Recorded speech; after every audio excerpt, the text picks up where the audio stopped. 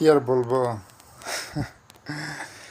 নির্বাচন তো হইল দেশে, কি যে খেলাটা হইল, মানুষ বুঝেও কিছু বুঝলো না।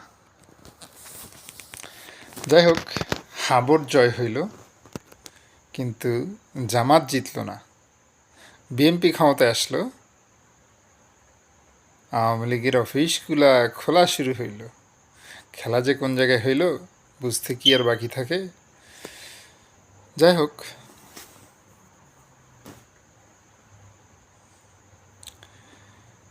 আমার মনে হয় আমরা বিএনপিকে তারপরে আওয়ামী লীগকে গালাগাল করে লাভ নাই।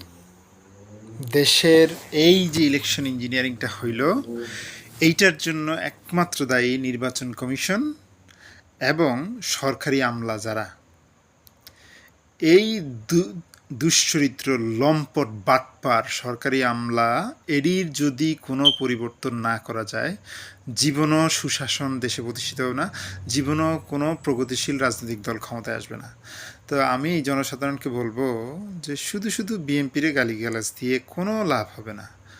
পুলিশ প্রশাসন, এই যে আওয়ামী লীগের রেখে যাওয়া যে সমস্ত প্রশাসন, এগুলো যতদিন থাকবে ততদিন জামাত কেন,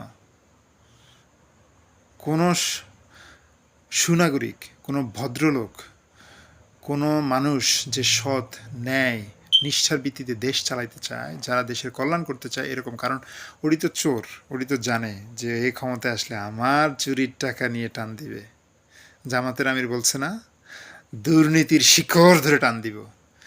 এই এই কথায় তো সরকারি যত আমলা আছে এটি তো কইলজা লইরা উঠছে। এটি তো জামাতের বিপক্ষে কাজ করবেই, চোরের জাত না। তো বিদেশে যারা আপনারা বাংলাদেশি ভাইরা আছেন, এই সরকারি আমলা এডি যদি কখনো আসে, এদির পোলাফান যদি এডির মুখে থুতু দিবেন, থুতু। কারণ এডির কারণে আজকে দেশের অবস্থা। বিএনপি দোষ দিয়ে লাভ নাই। ক্ষমতা যে মানুষ ক্ষমতা পাইলে তো ক্ষমতা নিবেই। সাইদা সাইদা বিএনপির হাতে ক্ষমতাটা তুলে দেওয়া হলো। দেশের মানুষ জামাতকে ঠিকই ভোট দিছে, জামাতই এবার ক্ষমতায় আসার কথা ছিল। ইলেকশন ইঞ্জিনিয়ারিং করে নির্বাচন কমিশন এবং সরকারি আমলারা, পুলিশ, এদেরকে জিতাইছে। তো যেখানেই এই সমস্ত সরকারি আমলা দেখবেন, সামাজিকভাবে বয়কট করেন, এদেরকে লজ্জা দেন, এদের ছেলে মেয়ে পরিবার পরিজনকে সামাজিকভাবে বয়কট করেন, তা না হলে বাংলাদেশের ভবিষ্যৎ বলতে কিছু হবে না। সরকারি আমলারা দেশের এই দুরবস্থার জন্য দায়ী। কোনো মাদার চোদ সরকারি চাকরিজীবী যদি বিদেশে ঘুরতে আসেন, এডিরে থুতু ছিটান এদির গায়ে।